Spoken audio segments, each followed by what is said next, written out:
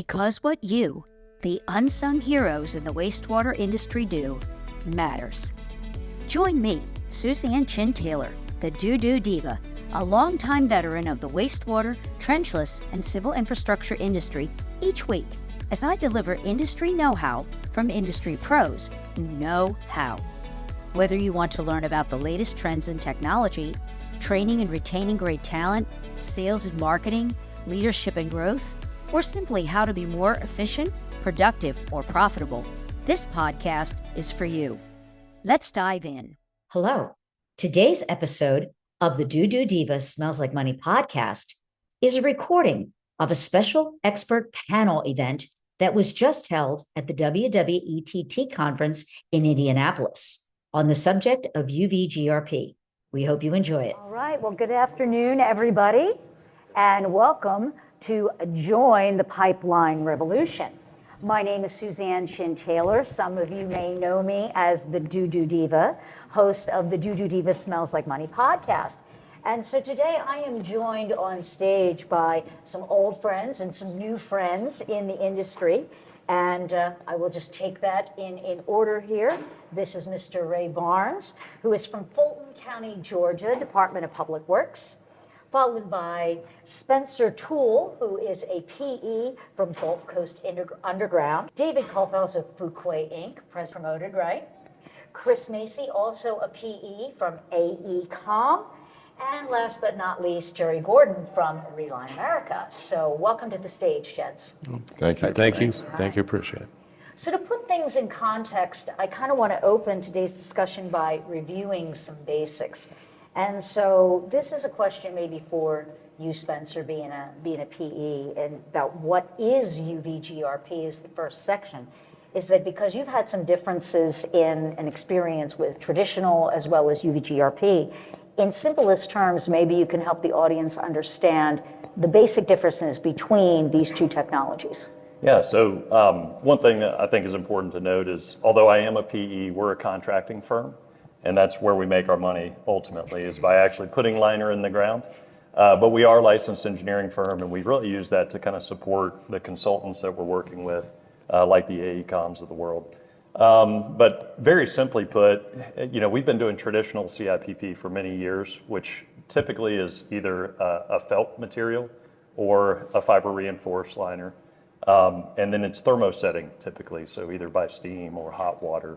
UV, the difference there is that you've got glass fiber reinforcement, and then that the curing mechanism does not have to be heat initiated, so you're not having to circulate hot water or steam.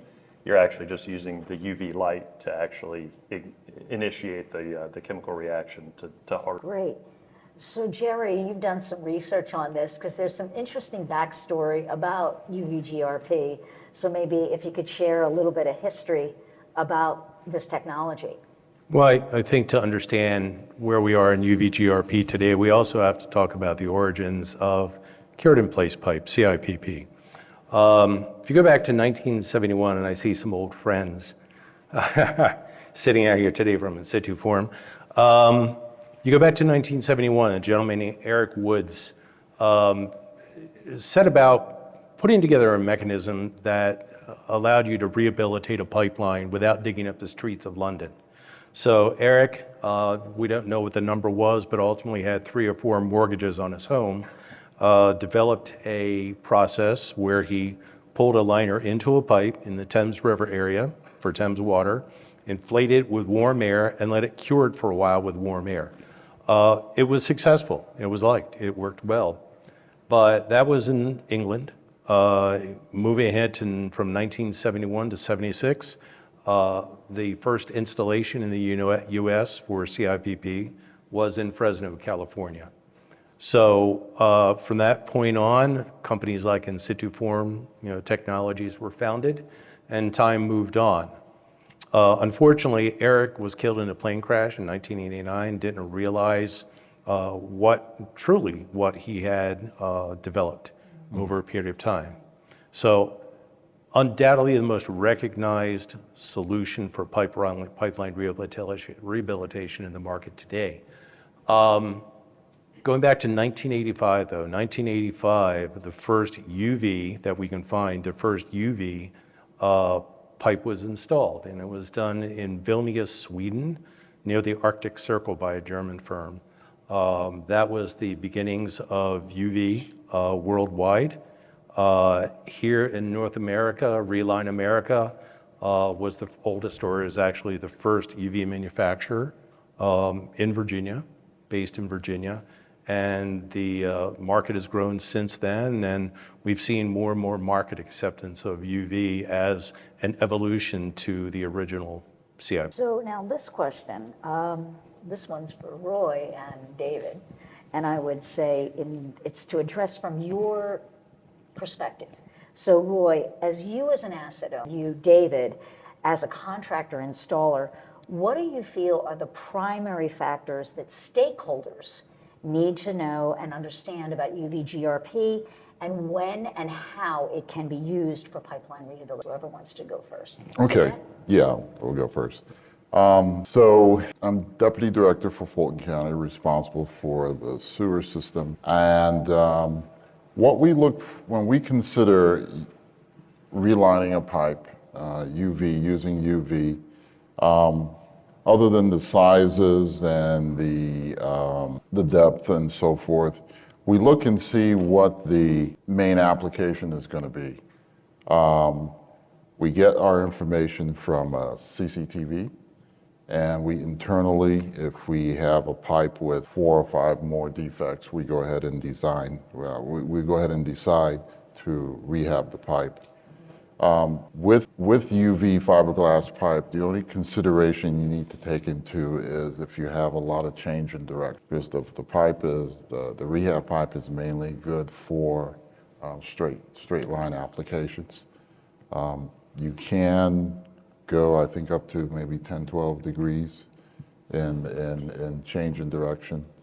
And also, because of its high resistance to sand and chemicals and things of that nature, it really is a good methodology to rehab pipe, and it's fast by the time you pull it into place, and then we'll talk about the installation a little bit later. So, but David, what are some of the things maybe you share with your potential customers, things they need to know? A few other things important to keep in mind as a stakeholder is we typically play in about 3 different sandboxes with the UVGRP, meaning wastewater, industrial, and storm applications.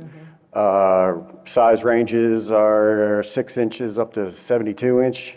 And we have the ability to do round pipes, oval pipes, arch pipes, and some modified box structures.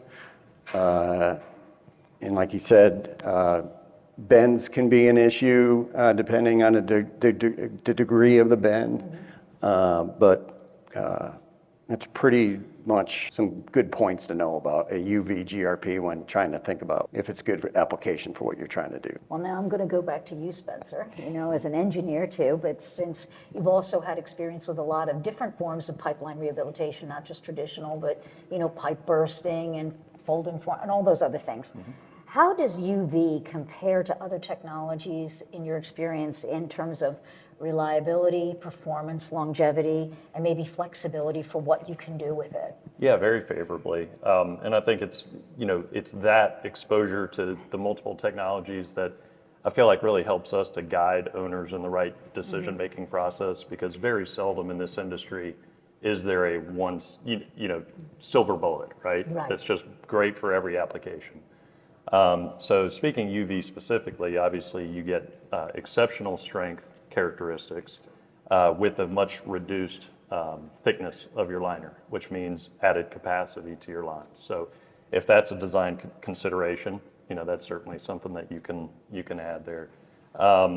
So flexibility, David just talked about the different configurations and shapes of pipes and things like that you can use. So from a flexibility standpoint, those are also considerations. And then the size, the 6 inch to 72 inch range pretty much encapsulates most everything that you're going to encounter. Obviously, like everything, there are the things that you sit there and you see and you're like, okay, well, hey, maybe a different technology is the best for this application. And that would be things like the bends and whatnot that Roy and David both spoke. Chris, our other engineer here on the panel, what are some of the design parameters that engineers, if there are any engineers in the group or you're working with a consulting engineer, that they need to consider when they're specifying UVGRP liners for different conditions such as diameter, flow rate, structural, location, environment? Yeah, I think just fundamentally is not, I work with all types of CIPP, like you have evolved through it, is appreciate that it is fundamentally a similar product, but a fundamentally different product. So to understand that the vast majority of UV cured is a fiberglass, not a fiberglass felt in the context of it, to understand what that means in terms of process control. And even though that you're using light to initiate a reaction, the illusion or the fact that if you don't understand or respect the process is fundamentally different, and that's not a criticism of it, but as a designer, you have to respect the fact that the protocols that you look for are fundamentally different than a traditional. Anyone who evolved from hot water to air inversion steam cure had really subtle changes. They were still hammering heat from a different source down. Initiating it through light is a fundamentally different process. It's a very good process. The mechanical properties, there's a lot of desirable things to work with UV, but appreciate it's a different product. And appreciate that when you write a spec and you design with it and you design the process with it, is that the protocols and the things you check are fundamentally different than an air inversion steam cure or hot cure. So it's a different process. And that means that when I work with a contractor and wants their skill base, just having a skill base in the industry does not help you. It's skill base and understanding light-based cures and the right type. Thanks for that. So now I want to take a dive into the why UVGRP for a bit. And Roy, I found this very interesting to learn when we invited you to come onto the panel, that your organization made the decision to utilize purely UVGRP for your pipeline rehabilitation program. And so I was curious, what led the organization to try it in the first place to see if it would work? And what have been the key reasons that you decided this is it, this is how we're doing it, and we're going to stay this way going forward? Yeah, well, my background is in mechanical engineering. And when I looked at the specs, the performance specs, the flex modulus of elasticity, the bending stress, where it can withstand up to 600,000 PSI, 13,000 PSI in bending stress. I said, man, this product is really, really, really, really strong. And then with it being fiberglass with a significant low coefficient of friction, and also the installation process. I mean, typically with a felt liner, you have to use heat and water and steam. And I've heard of horror stories where the steam truck will break down or the water truck will break down and the felt liner would get clogged in the line, and then you would have to dig up the whole line. So I said, no, we're not doing that. With this process, you pull it in place, you inflate it, send the UV light, and in 15, 20 minutes, you have a structural pipe within a pipe. So with the low risk of installation, all the benefits of corrosion resistance, doesn't have any joints, so we gain in root intrusion, the ability, the tremendous flexibility in sizes. We said that unless the structure has a really complicated shape that would facilitate another type of rehab method, we're gonna standardize on UV liner, because it's just easier and less headache to put in, and a tremendous amount of benefit. Well, this next question really goes to Chris and to Roy from your different perspectives, and I think you may have answered this, but maybe not. How does UV compare to traditional CIPP, since you've both done, in terms of total life cycle cost?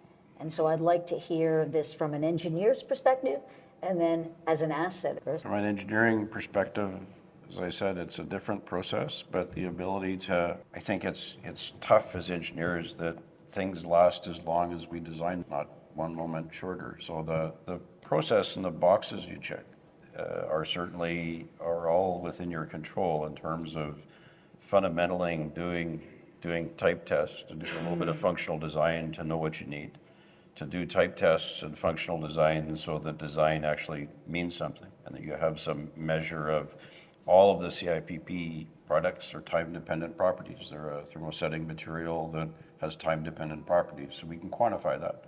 We know exposure conditions. We know what we're going to put in the pipes, what they will see. You check all those boxes, and then the next box on it is literally carry out the design process and verify, do process control and verify that. The boxes are the same on all styles of UC. The application will talk about sort of when does the market condition say this is better or not. But the CIPP has come a long way from it'll last 50 years, okay? We can engineer these products to last hundreds of years. And we know that. And we know that through learning on how we've made thermosetting materials, both reinforced and non-reinforced with that. But it's checking all the boxes. And in that context, one of the desirable aspects being a fiberglass impregnation is the fact that you're working typically with a fiberglass structure and resin is the mechanical properties are typically higher, and the mechanical properties are higher. Typically design life is governed by lowering wall stress. So lowering wall stress is a really, really good aspect of if you can check all of the other boxes, that's how you make a product last. Yeah, and I would add to that the material itself, the glass structure itself. When I first finished college, I went to work for a company called Corning, and they make ceramic structures. They actually made the heat shields for the space shuttle. So I'm very familiar with glass and the structural properties of glass and the ability to resist corrosion and compressive, very strong in compressive strength. All of those lend to a long life cycle cost. Because you don't have to worry about replacement for hundreds of years. Well, did regulatory issues, getting back to why you chose this, were there any regulatory issues or compliance requirements or standards? And I'm going to talk a little bit about, industry standards or engineering standards that come into play that influence design choice for you and also? For me, not really. I was mainly swayed with the performance of the product. Okay. With the low risk of installation. I can't think of any regulatory requirement. It was basically driven, I know if I have an area with a lot of industry. Down in Atlanta, we have a company that makes Sunny Delight orange juice.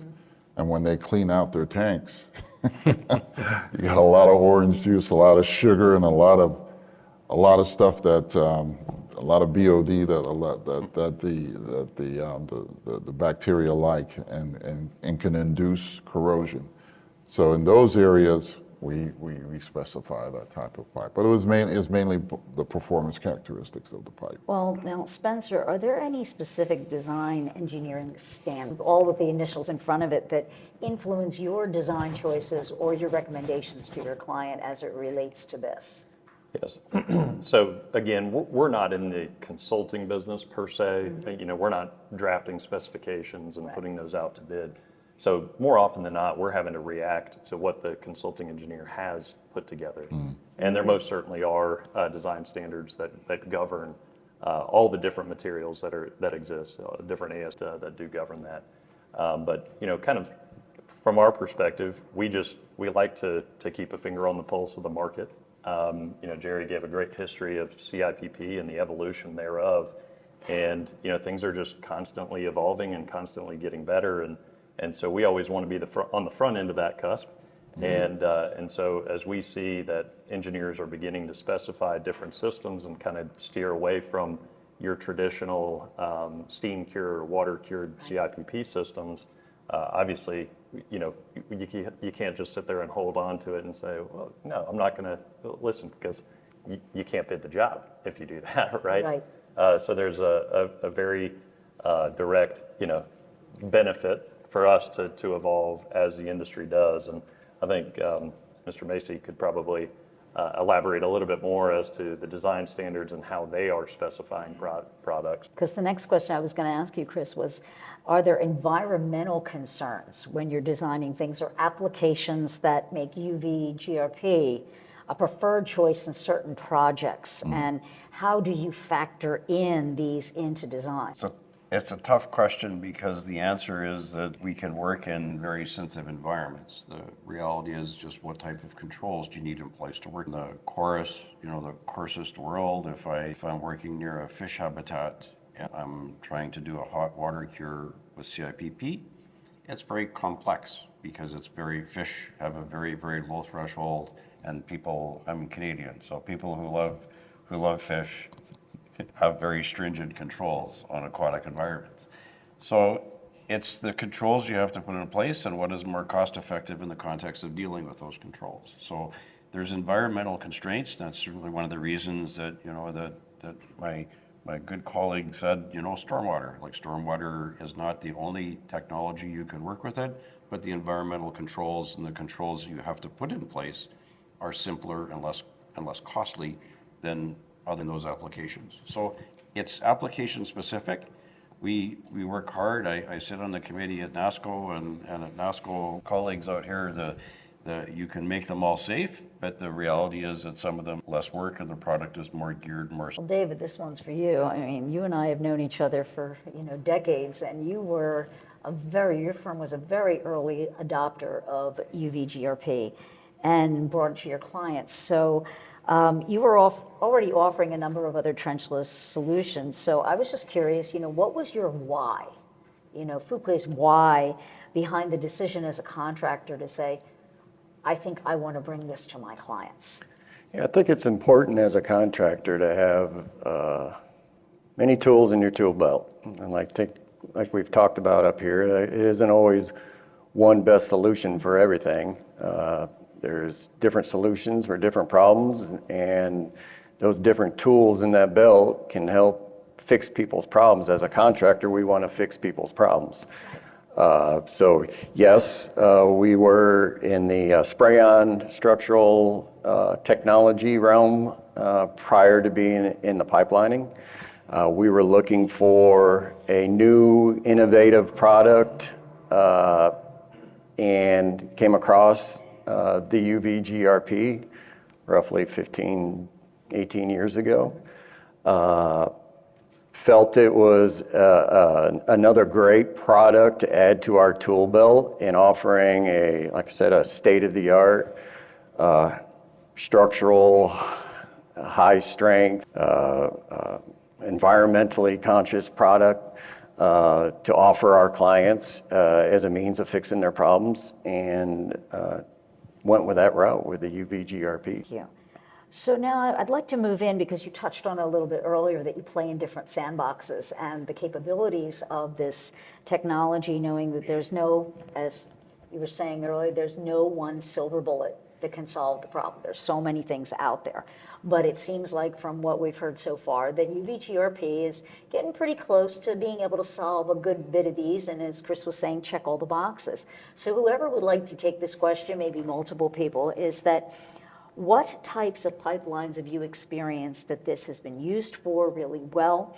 And I'd like you to weigh in on applications like you were saying earlier, stormwater, high load environments, chemically aggressive, like the orange juice coming down the line, and where it is more advantageous. Because what I really want the audience is to walk away with a good understanding of the technology's very unique capabilities, what is really well. So whoever wants to take this first. Like I mentioned before, we use it in a lot of industrial areas, and also in South Fulton, believe it or not, we have a lot of wetlands. And typically a gravity sewer flows through the lowest part of the county, which is either beside a river or creek or in the wetlands. So The fact that it's jointless, it's a homogeneous solution. We use that to make, by making a pipe within a pipe without any joints and everything, you reduce a lot of I&I. So that's one of the locations that we use a lot of UV CIP is in wetland. Yeah, I would just say that probably the two maybe more unique to differentiate from the traditional CIP would be the industrial setting, just with enhanced chemical resistivity, and then as Mr. Mason there, with discharge into water bodies, where you can certainly put in the controls to mitigate your risk no matter what technology you're using. But sometimes the cost of those controls ultimately drive that other product, right? And in that case. Weigh in on that one? Oh, yeah, where we see it is on the stormwater side, being a total encapsulated resin within an inner and outer foil. It makes it a cost-effective way of minimizing any potential issues in lining a stormwater pipeline. And there are a few other things too that I've seen from the manufacturing side, inquiries that we get where there are high load areas, if you're talking about airports, runways, railways, things of that nature where there are more unique applications. Stormwater is a big one. It's huge. It's growing more and more. So many of the DOTs across the United States are leaning toward this. Contractors, in many cases, are looking at this because of the availability of water. Instead of having hot water to flush through the pipe to cure it, or steam, you use light. And the only time you use water is to really clean the pipe. So a lot of this is application driven. And I think people are looking more seriously at alternatives to traditional CIP. Good point, because you were talking about, these larger diameters, like I'm thinking airports is probably larger diameter applications for storm. Have you seen that there's a significant cost or performance advantage of UVGRP in these larger diameter pipelines that you've? Yeah, go ahead. I think it depends on where your lenses come from, because I think a lot of people's first exposure to UV in a small diameter market, and in a small diameter market that isn't in a wetlands, that isn't in a thing. UV has a lot of things in it that aren't in another product, but aren't necessary for the application. So on your lenses, on one side, this is a very expensive product, but as you get into things where the ramifications of another technology are bringing on-site treatment, bringing carbon filters to the site to be able to deal with the ramifications of construction. You have something that is built into UV in the context of it. If you need a pre-liner, if you rationalize it, you need a pre-liner. You have a product that is engineered to have it. If you need continuous monitoring, you have a product that, again, based on the monitoring and process control that's usually in place.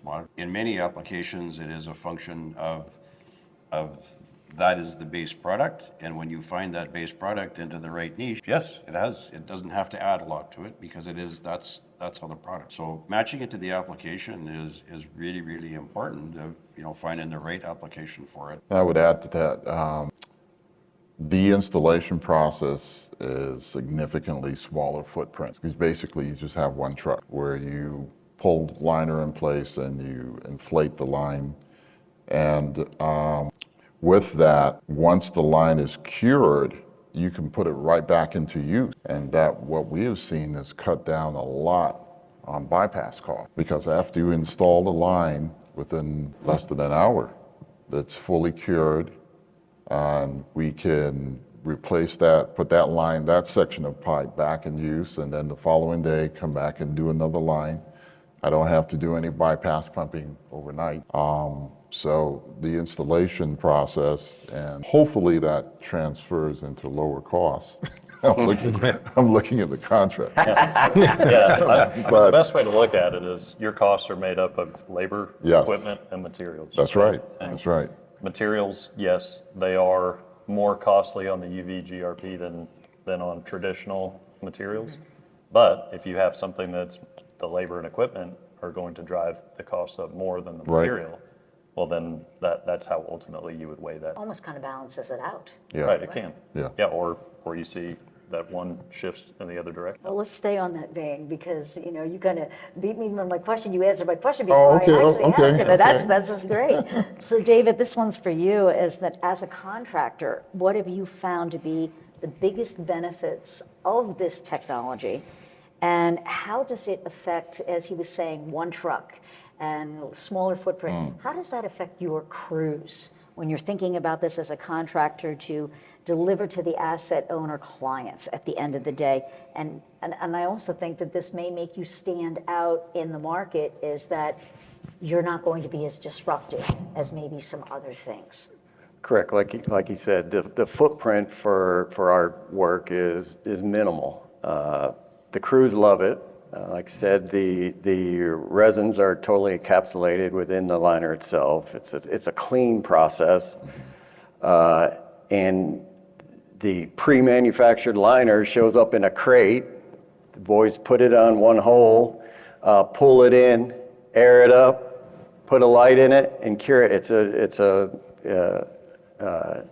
quick, clean process with minimal disruption to traffic and the surrounding areas.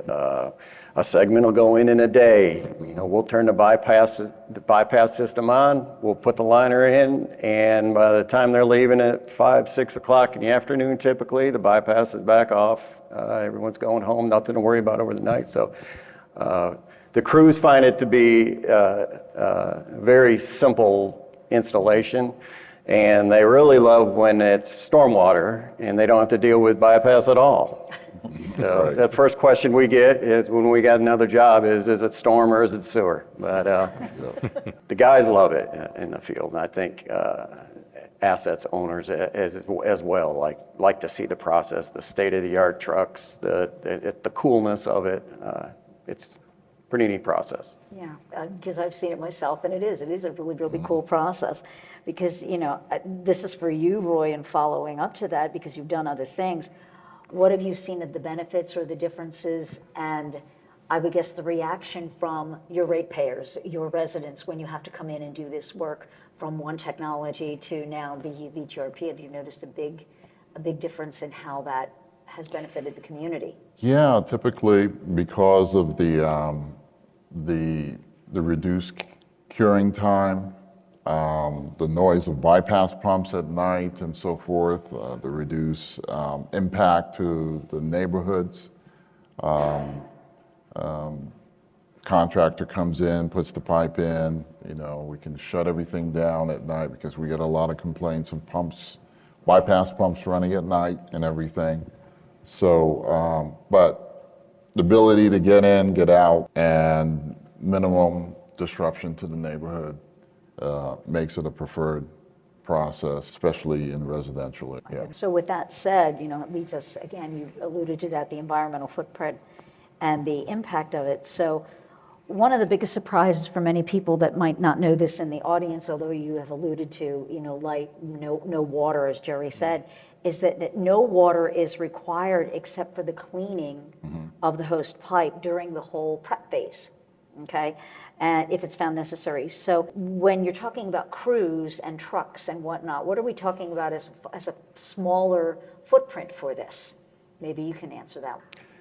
Yeah, the footprint for a typical UV installation is you will have some cleaning equipment, combination truck typically that can move in and clean a pipe and leave the site. And then 2 box trucks actually are on each side of the hole, 1 cure vehicle, 1 air vehicle on the other side. And that's basically your footprint for an install. And you may have a camera truck there to do some pre and post, but fairly small footprint. Whether you're putting in an 8-inch liner or a 72-inch liner, it's a bigger crate that might show up for the project-specific liner that you're putting in. So any operational or logistics challenges with this that, you know, this, you feel it really eliminates for you? I know we were saying the short bypass pumping, anything that you've seen that you don't need to do, that you might need to do in another form of technology? Not off Maybe the that top would of my be one head that- yet. Yeah, no, nothing really, huh? Nothing off the top of my head. Okay. Well, then let's talk about market demand, you know, because I'm looking at the time here to make sure everybody's out of here on time. So, you know, both Spencer and David, to answer this one, as contractors, you know, what's been your experience thus far with this technology, the acceptance, you know, the demand for it? Obviously, he's sold, so we don't have to worry about him. But, you know, what about in your respective regions? Where do you see the market going and acceptance for this technology? So we're based in Mobile, Alabama, and work predominantly in the Southeast. And I think everybody knows that in the Southeast, we care a lot about football. Okay. But maybe progress in different technologies might be a little bit slower, except for Roy here. Yes. So, you know, really, I would say that as compared to what I see going on in the rest of the industry across the country, we're a little bit behind in some of that, just as far as changes from older technologies to new, whether it's, you know, traditional to UV or traditional to Fulton form or other things that are happening in the industry that I see. But, you know, it's slowly happening. I think there's certain pockets that are, you know, such as Fulton County being one, where, you know, they are saying, hey, this is the specific technology that we want, don't want to compare or compete other products. And so I think we'll see more and more of that over the coming. How about for you in your region? Well, being from Texas, we think more about football. High school. Number one. But yeah, we're seeing a growing market. Again, when we got into this, it was a new technology. We were out trying to educate on a new process, a new material that hasn't been used before. And selling anything like that has its challenges, but being able to educate and use the product and teach, we're seeing a growing market. Again, you're talking about working on, or competing with a technology that's been out there for decades. Decades now. So to come in with a new product to someone and try to explain to them how this works, it's had its challenges.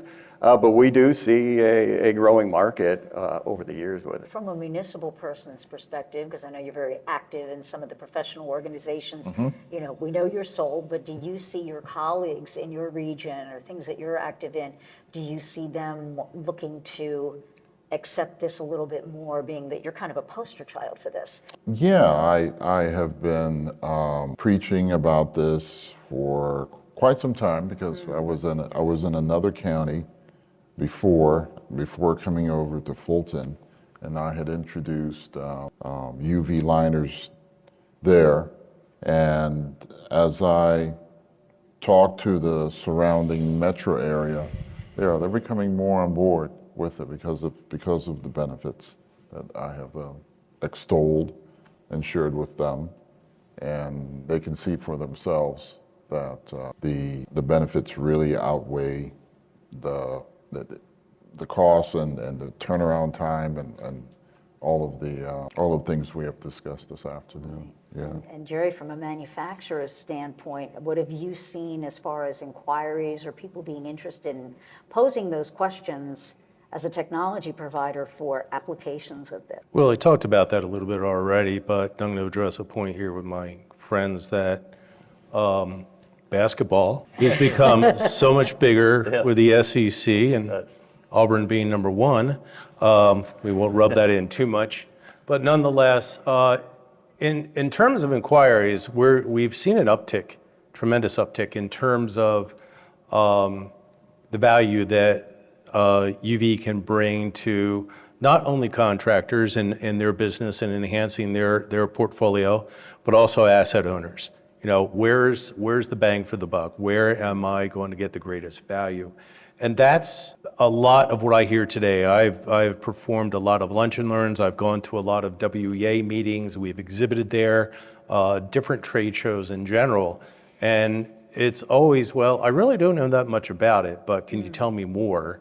And once they hear more about the value of it, then they want to know more. So it's a process of education. It's letting people know the value of it, teaching that day in and day out. And I think the market acceptance is gaining, and it's gaining rapidly. If I remember correctly, the stats are UVGRP in North America is around 23% roughly of the market, and it seems to be growing exponentially every year. So there is a wealth of opportunity out there, and I think the more educated people are, the better off they are in making the right. So to wrap up our discussion, I want to move into vendor partners, because it's important, if you're going to be doing this, you're kind of sold on the premise of UVGRP, if anyone is thinking that this might be a good fit for them, and they want to start specifying or installing, so this question is going to be for, Roy and Chris, what are some key points that it can impact the project or the business success? And so in your roles as specifying or even deciding upon a technology provider, when it comes to UVGRP, what are some of the questions or criteria that you as an asset owner and as an engineer are going to be looking for in the due diligence process and you would recommend to your peers? It's not that it's a different model, and I got to say something that's not radical, but it's also not new. It's newer in North America, but UV is much like we talk about in industry. MOP 145 is not a new way to design. In essence, it's a way to take global knowledge. UV globally is well understood. So one is respecting and looking outside North America to understand how it's done right and what skills are required, and again, matching it to the job, or making it clearly an equal opportunity, so that you take advantages of the unique advantage. There's a big difference between having someone who's a vendor with skills in your region. It is a specialist technology, and it is a big deal of making sure that you've got all the tools in the toolbox with an equal output in the context of rationalizing verification, because the verification that you do in UV and air inversion, steam cure, and water cure are all fundamentally different, but achieve the same goal of it. So making sure that you've got the whole toolbox correctly specified, correctly designed, and correctly verified, and checking all those boxes is really important. I think the biggest thing is to get past the fact, two things is, one, it's not new. It is something that, essence, yes, it's a lot newer to the North American market, but it is something that from a global perspective, the standard practice is well understood, and the longevity is well understood in terms of how to design with it, and incorporating that into our standard practices and our is to open our eyes up and look at the planet and realize that stuff we've been doing for a long while, there's a lot to be learned from the whole. It is really unique, and it's like all forms of CIPP. If it's done poorly, it's awful. Okay, it's a mess. But the ability to do it correctly is well understood. It's not something that is I can't say rocket science. I've been told to say rocket engineering. It is something that is well understood, and as specifiers, as designers, as vendors, we have to respect that it's a unique process. And address what it needs, and that's how you make it successful, and you find it for the right niche and the right market for the right problem. What are your thoughts on I think when we put together our specs, we're looking for naturally someone that has some experience in doing it, that understands the technology, that can explain to my superiors or there's some of the engineers on my staff that have not had a lot of experience with it. But, and I'm not sure if there's a certification that you guys have to be certified in UV installation. Is there a? We are through our manufacturer. Through the manufacturer, yeah. So we'll look for that type of certification and the specs. And then we list all of the performance characteristics that the liner needs to have, and then we put that all together into the performance specs for the RFQ or for the bid or whatever we're putting. So David and Spencer, whoever wants to go first on this, I know consistency is always at the top of the list. For you as vendors, any vendor that you work with, you always want to know that you're going to get the same thing time after time after time. So other than consistency, what else, makes or breaks you as a contractor when it comes to selecting a vendor for something that is, as you say, it's technically challenging? You better know what you're doing. As Chris was saying, if it goes bad, it's ugly. So what do you need from a vendor to make sure it doesn't go ugly? Well, like he said, you can have a great product and have an inferior contractor putting something in and ruin a great product if not following the processes that you should be following. It doesn't mean that any product's bad, but you just have a guy that might not know what he's doing, putting it in. But consistency is number one, is very important as a contractor where I buy things. Particular liner we use that we've got into, it's consistency. It's being able to support us because they manufacture their own carrying equipment. They manufacture the liner. They manufacture the tools for putting in the product. They offer the training, certifications, ongoing all the time.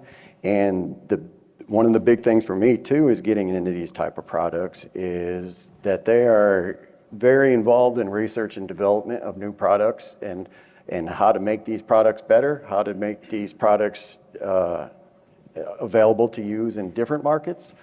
So you want a vendor that is willing to do that and offer almost a one-stop shop for everything we're purchasing from them. Yes, I would say the only thing I'll add to that is, we always look in all of our vendors for good response, good response time. In today's day and age with as fast as the back and forth can be with cell phones and emails, we don't have to, or we don't want to wait days to get a call back from a vendor when we have an issue or have a question, technical question, or a design support need or something like that. So that's very critical. And what about training, David? I know where does that sit for you with anything that you're going to be doing? Yeah, that's number one with getting into anything that you're going to go install for a client is have great training, great certification programs by the manufacturer, ongoing training, spot checks of what you're doing. So yeah, it's very important to be able to get that from the manufacturer. Yeah.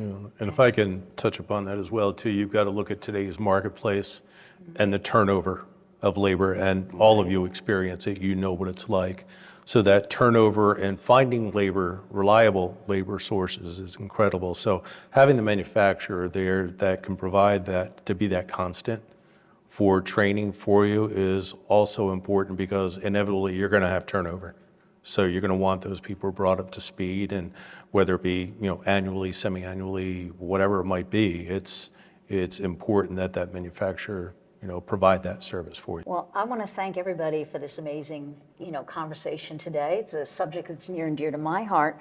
And so now we're going to open up the floor to Q&A. If you just raise your hand, we will bring the microphone to you so that we can hear you. And we're going to try to field as many questions as we can before the time is up. And please feel free. It will be coming in at the end of our Q&A, but we're going to have a hospitality for those of you who have decided to join us and spend your time with us today. So, questions for our panelists. Oh, come on, don't be shy. There you go. I don't know that we need a microphone, but so we're talking about wastewater, but I'm wondering if you can transition and tell me if there's any outlook for potable water with this solution. So, to my knowledge anyways, you won't see a North American resin as a potable water with an NSF 61 cation, but you will in Europe, right? And the technology exists, and the standard exists for the product. So there's nothing, it's not a brick wall. It's like there's certainly aspects about UV that are a brick wall in the context of how far can I get light and to make a wall from a structural perspective.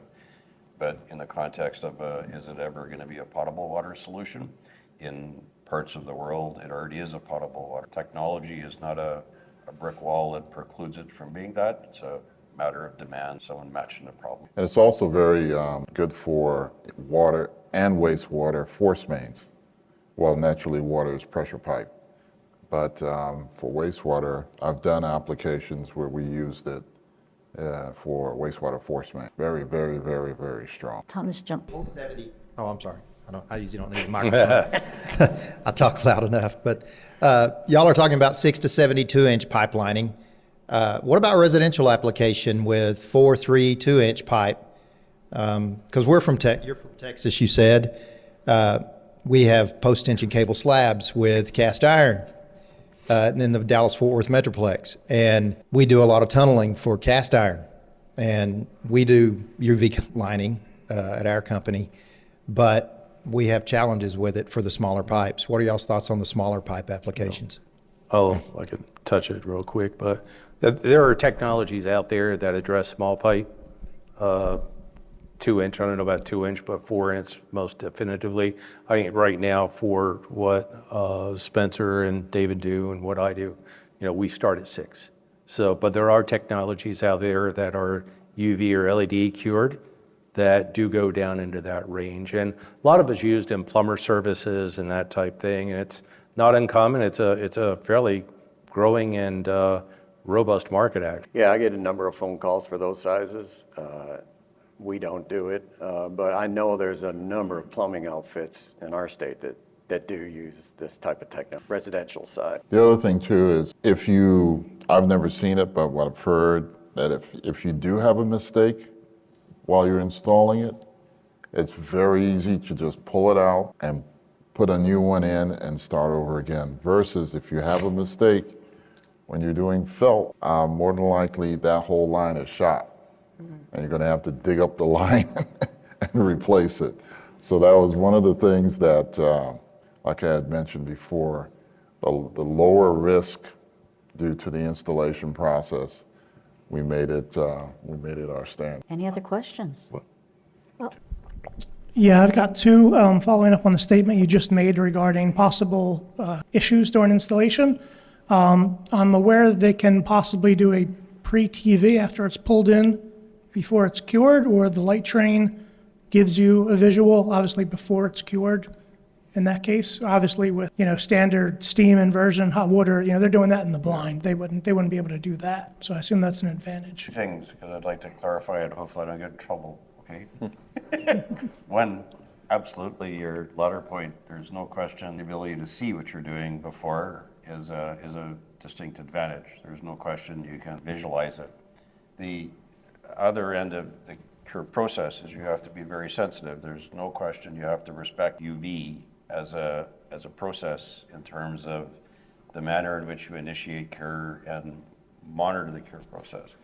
The reality of, certainly, and I know it came through anyone who's lived through hot water to steam, was that from a practical perspective, a lot of people didn't want to move away from hot water because it's dirt simple. And honestly, yes, you don't see it until after, but most of the problems are not yanking the whole liner out. They're a local problem, can address them.